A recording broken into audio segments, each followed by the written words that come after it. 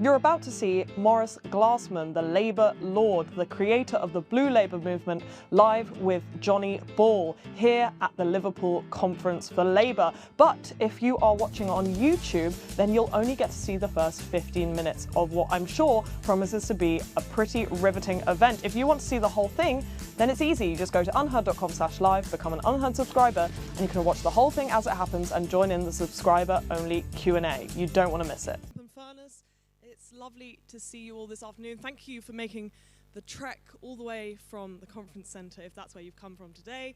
And to those of you watching online, thank you for sitting on your sofas at home, but tuning in nonetheless to this very special live tour of UnHerd. Usually we can be found on Old Queen Street in Westminster, but today something has happened a little bit different. We have come to the people and brought ourselves to Liverpool to meet you all because we thought this was the perfect conference to do an event at. It feels like one where many questions are up in the air and maybe we could provide a few answers. UnHerd, if you don't know, is a magazine dedicated to battling herd mentality, ripping people out of their echo chambers and challenging free thinkers to think even more freely, and to those who are stuck in silos to free themselves. So, if that's something you're interested in, then become a subscriber. Go to unherd.com/live and become a part of our little family. And we'd love to have you. This afternoon, you will be joined by Maurice Glasman and Johnny Ball. Maurice is a Labour peer. He's the architect of the Blue Labour movement and is a kind of rebel with a cause, I suppose, saving the British left from itself. With the ascendancy of reform haunting this conference that we're in the midst of right now, could policy pivot towards the Glasman way, snatch victory from the jaws of defeat? He'll be joined on stage by UnHerd's very own Johnny Ball. You might know him by his ex-alter ego, Despotic Inroad, where he writes powerfully about the rise and fall and rise potentially again of the Labour movement here in Britain. He is anonymous no more. We've unmasked him for this afternoon. They will speak for 30 minutes to each other from the stage, and then I will be in the audience and we can do a Q&A. So if you've got any burning questions, save them for the second half and you'll have your chance to ask them to Lord Glasman himself. So if you're watching on the live stream and you aren't a paid up subscriber, this will cut off after 15 minutes. So if you want to continue watching, go to unherd.com/live and become a subscriber now, and then you can watch the whole thing as it happens. So without further ado, please let me join you in welcoming to the stage Johnny Ball and Lord Maurice Glasman.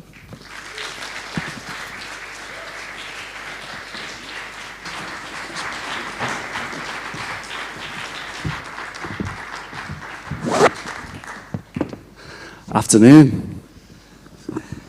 I know what some of you are thinking. Freddie Sayers has let himself go. And his dulcet RP tones have transformed into a lilting South Liverpool drawl. Well, I'm Johnny Ball, as Flo said. I'm not Freddie Sayers, so sorry to disappoint. But you may know me from my Twitter alter ego name, as Flo was saying earlier, Despotic Inroad, where I've been plying my trade as an anonymous troll for a few years, until UnHerd decided to pull me out of obscurity. Our guest today, Maurice Glasman, needs absolutely no introduction. As Flo said, he's the architect of the Blue Labour movement, which is having a moment. It's definitely a Blue Labour moment, and that's what we're here to discuss today. So without further ado, I want to know, Maurice, is this a Blue Labour government? Have you won? No, is the answer. I just want to say hi to everybody. This is a unique experience for me. It's the sort of thing, if there was really bright lighting, looks like a sort of CND meeting in 1986, just to give you an idea of my background. Attended, but not fully, is how I would put it. No, is the answer. So what I would say is I once had an invitation from Pope Benedict to give a talk at the Vatican on Blue Labour, but in between the invitation and the and me going, he retired, which is unusual. I don't think it was any causal link. And then when I got there, so it was quite an official thing, and I had to meet Pope Francis, and I gave this talk on Blue Labour on a Friday afternoon in the Vatican when everybody wanted to go home. It was like a bad gig. And so I sat in front of Pope Francis, and he said to me in Italian, I won't speak in Italian, he said, "The primary virtue for you is patience." And I kind of took that quite seriously, and as opposed to getting involved in who's the leader, who's the deputy, I really don't care who the deputy leader of the Labour Party is. It's of no interest to me at all. Who will you vote for, though? No one. I've consistently not voted in leadership elections since 1974. So, wow. That's long-standing. That's a long-standing position. And so what I see is that Blue Labour is a tradition of thought, a Labour tradition of thought, but it precedes Labour. It's very Catholic, very non-conformist, the idea of the Norman yoke, the idea of the freeborn English, the idea of liberty and democracy, and all of that was eviscerated by a kind of what I call a progressive amnesia, and particularly a hostility, theoretical and political, to New Labour, because they abolished history. Their whole thing was globalization, technology, new. Beware of anybody who uses the word new, because it conceals an innumerable amount of things, but it isn't possible to be new. Everything is built on something inherited from the past and new combinations of that. So what I see is that the future is Blue Labour. I think it's moving that way, and I think the present moment is a very intense moment in that transition. But anybody who's been at party conference would know that they're still playing "Things Can Only Get Better." Have you? Okay, so here, the only thing you need to remember about today, things can only get better. That's not true, okay? The future, we die, for a start, we lose loved ones, we get rejected by people we love, very difficult things happen. The future is tragic, and we have to have a politics that can deal with tragedy, whereas this is just an ideology of idiotic optimism, which doesn't leave us prepared to do any of the necessary things that we have to do. So, is it a Blue Labour government? No. Is it a Blue Labour moment? Feels that way. But it's just, this is something I think that has to be built through the generations and restored, and to retrieve our understanding of the past and to respect all those thousands and thousands of people who really worked and sacrificed in order to build a better world. They are the people. Why do you think a narrative is built that this is a Blue Labour government? I mean, you yourself have been interviewed in The Observer and elsewhere, saying that you have more links to Downing Street than ever before. There was a moment sort of 10, 15 years ago, I suppose, where you were sort of persona non grata. Yeah. And that seems to have shifted.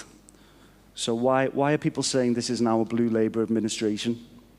Because they haven't got any framework for understanding that the old, okay, so everybody here lived through this, so I think you'll understand what I'm saying, but please, when we get to the questions, I'll engage with it.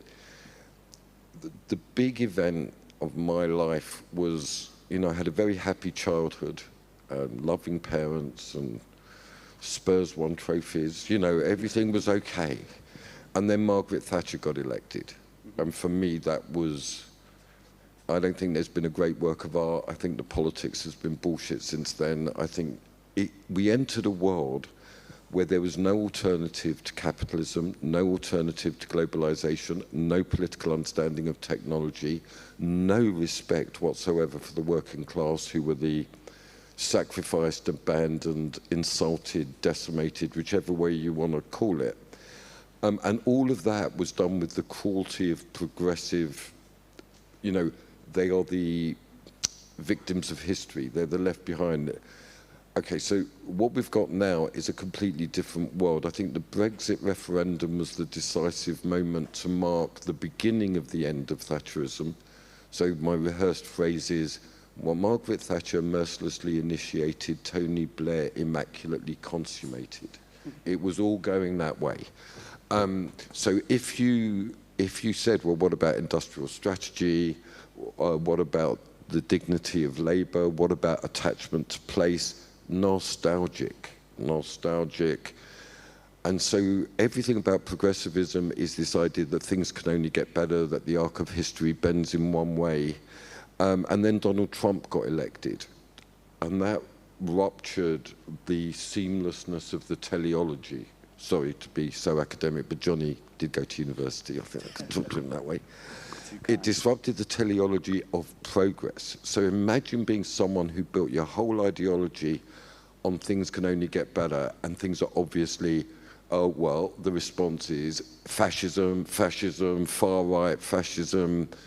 That's the immediate response, you know, hunker down, insult people, lose.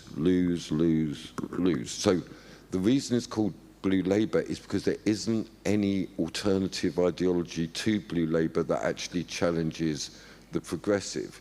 But Blue Labour is significantly more socialist than this government and significantly more conservative than this government. And so what we have is, I'm in Labour, I'm devoted, you know, it is equivalent to Spurs. It's a kind of, I don't care who's leader, I don't care about Levy don't care about me. All I care about is Kulisevsky. That's one of my chants. I don't give a shit who's the chief rabbi. I'm not going to stop being Jewish. You know, it's identity and it's a tradition that I love. But I'm looking 10 years ahead to when there could conceivably be a Blue Labour government. Are you tempted by reform? Well, you know, Marxists used to say, is reform historically necessary? That would be the question.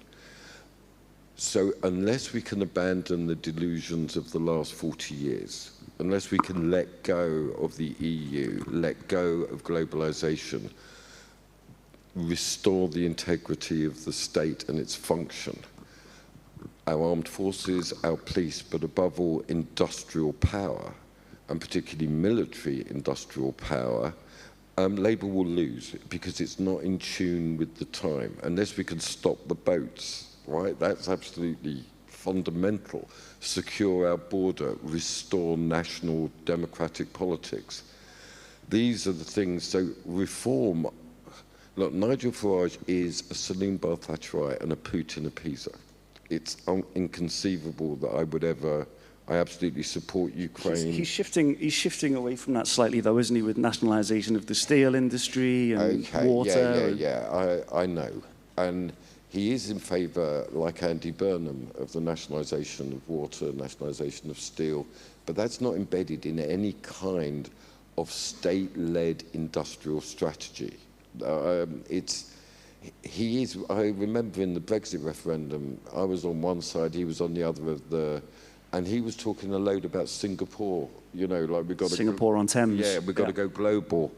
And then he is the worst aspect of MAGA in his obsequiousness to Putin. Putin is a tyrant and is a despot, and it's ugly. And I really support Ukraine as a matter of national interest and ethical solidarity. So.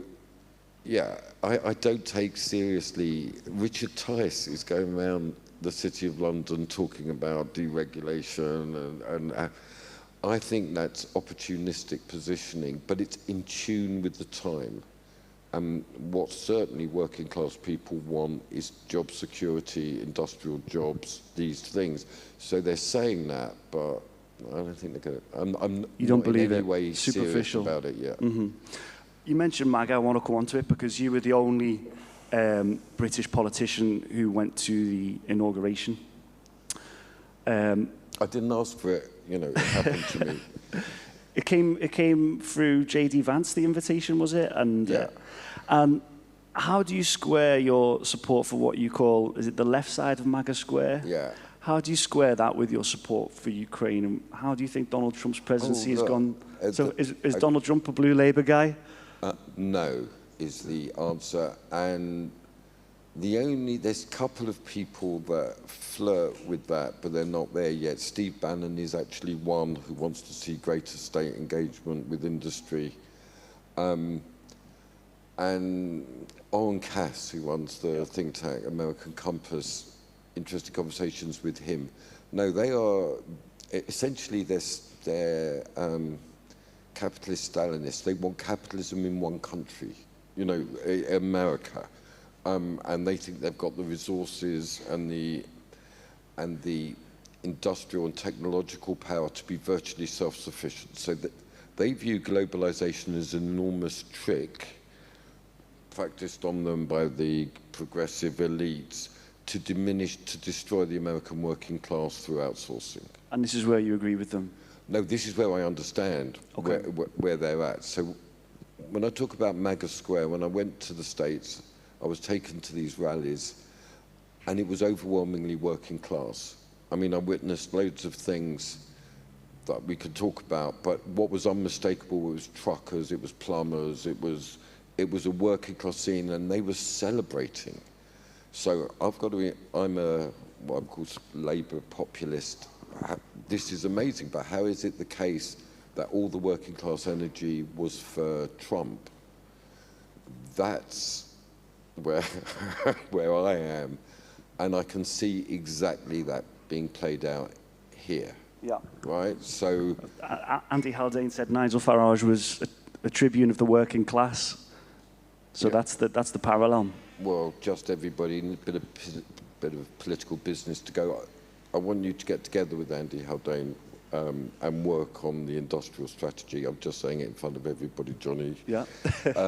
He's an important.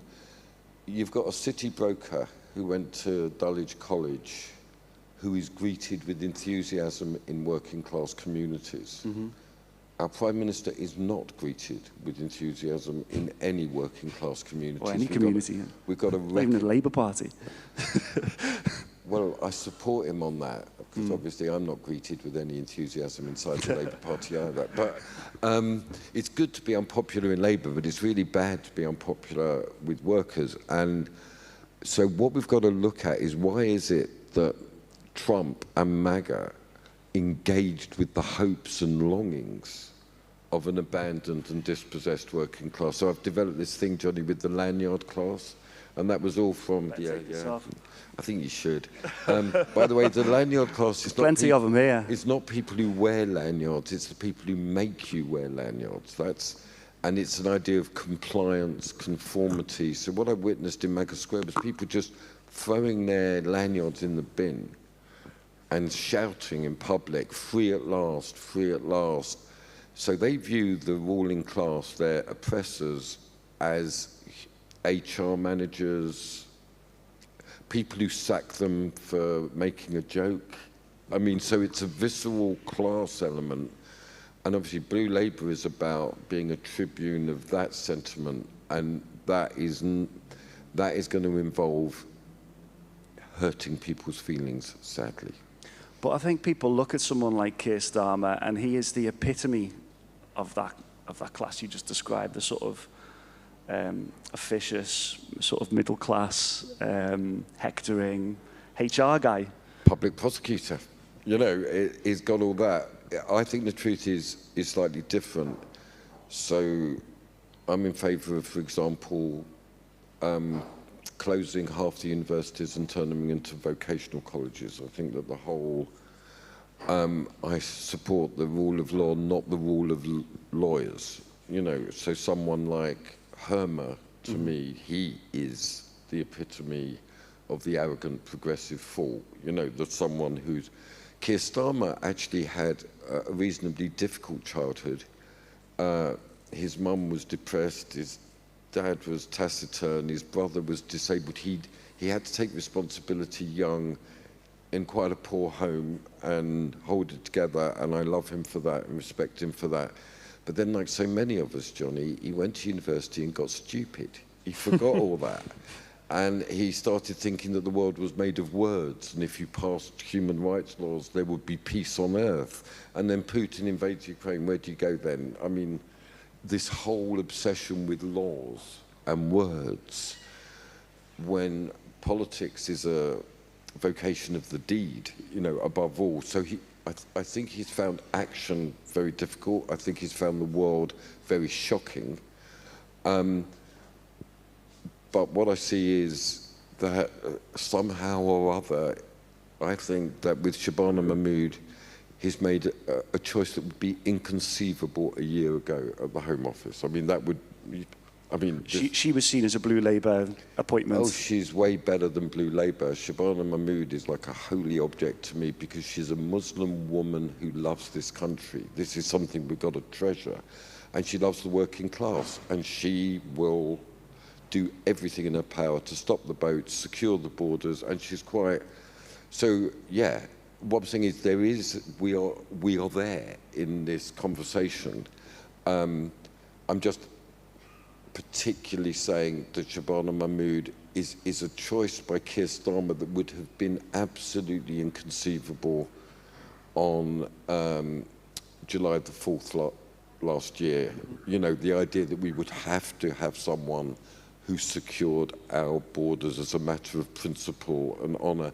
And she took the fight to the human rights lawyers on day one, when there was that deportation of the Eritrean who suddenly was a victim of modern slavery.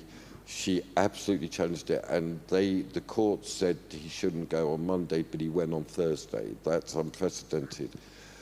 So I'm not, this is a very long journey towards reality, to goodness. You know, my thing, Johnny, is when Moses stood on Mount Sinai face to face, you went to Catholic school, you know what I'm talking about. He's face to face with God on Mount Sinai, and God introduces himself and says, I'm a God of mercy and grace. I'm slow to anger and full of kindness and truth. Now, my point is, he didn't say kindness or truth. It's difficult, but to have that balance between kindness and everything that progressives believed is wrong. Every assumption they made about reality has been refuted. They find reality itself to be far right, unpleasant, and essentially they're building an entire politics around resisting reality. It can't work, it can't be. So words have to be spoken, and by the grace of God, Shabana Mahmood is someone they find very difficult to hate. Mm. It seems to me with people like Shabana Mahmood, she's strong, obviously, on crime, migration, border security, ECHR. She's got some strong words to say against. The side of it that I think is missing, we got the blue side there. The side that's missing often is the Labour side, the economic radicalism, okay, the political economy. I mean, so just to clarify to everybody, Shabana Mahmood is not a person I have to talk to about those things. She is in favour of a national economic strategy, of a bordered economy. That's yet to come through. But what about nationalising utilities like Andy Burnham was suggesting, or public investment in housing? She would absolutely support that, but that's the point. Nationalisation of water, definitely. Nationalisation of steel has to be. Nationalisation of railways, it should be. But that's not the central component. The central component is to have a state-led industrial strategy that affects the entire economy. And what I would say, if there's a politician who understands the need for... so the old era, one of the ways I conceptualise the difference between the old and the new, the old era was corporate social responsibility. The new era is national economic strategy. And don't worry about that. But that's not her job.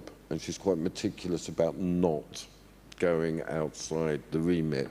But she has all of that. I mean, Ernest Bevin is on her desk. I mean, I want a bomb, I want a bloody big bomb, and I want the Union Jack on it. Yeah. Okay, so it seems that colleagues of yours, Jonathan Rutherford, wrote a piece I think Jonathan Hinder shared it, were sort of getting behind Mahmood in the same week that various other people were getting behind Burnham. And obviously we know Wes Streeting is the sort of Blairite option. So we have this sort of, this leadership battle sort of emerging under the surface. Johnny, I've got really what do you think? strong Is it advice. time for Keir Starmer to go? No. It's really strong advice. People involved in politics are obsessed with leadership, particularly when there's no leadership, right? So it's meaningless. It's all meaningless. The work to be done is to create the foundations for the restoration of our armed forces, our police, right? Then industry. So that's why I say close half the universities, turn them into vocational colleges. We've got to bring both investment in from abroad and also our own capital to be directed internally. This is a massive change of era. It's not going to be that Andy Burnham or Angela Rayner or Keir Starmer, these are in a way really meaningless people. I mean, they don't have a strategic vision of national renewal. So what's going on under the surface? But he still has to win an election, doesn't he? And he's very more unpopular than Liz Truss even. Yeah. He's the most unpopular Prime Minister in history on a YouGov poll today. So I've got ideas about that. You know, I think definitely it's a good idea. Let's invade France. You know, that will boost his popularity. You know, if they can't control their border, we will. I think it would help him to do a sort of John Prescott punch or something, like something. You know, one thing is there's 4 years to go till the next election. Just to say to everybody, I'm probably one of the oldest people here, but in that terrible day that Margaret Thatcher was elected, I was 18. And the first year and a half were catastrophic. I mean, they had no direction, the cabinet was split. No one remembers this. It took that government a year and a half to really find its feet, and then you had Big Bang, then you had the sale of council houses, then you had the Falklands, you had the budget. We need Javier Milei to him. Now, I'm afraid that means your 15-minute free preview is over. But the good news is, if you want to carry on watching this exclusive live event in Liverpool with Lord Maurice Glasman and Johnny Ball, then all you need to do is go to unherd.com/live and become a subscriber. It's that simple, and you can pick up exactly where you left off.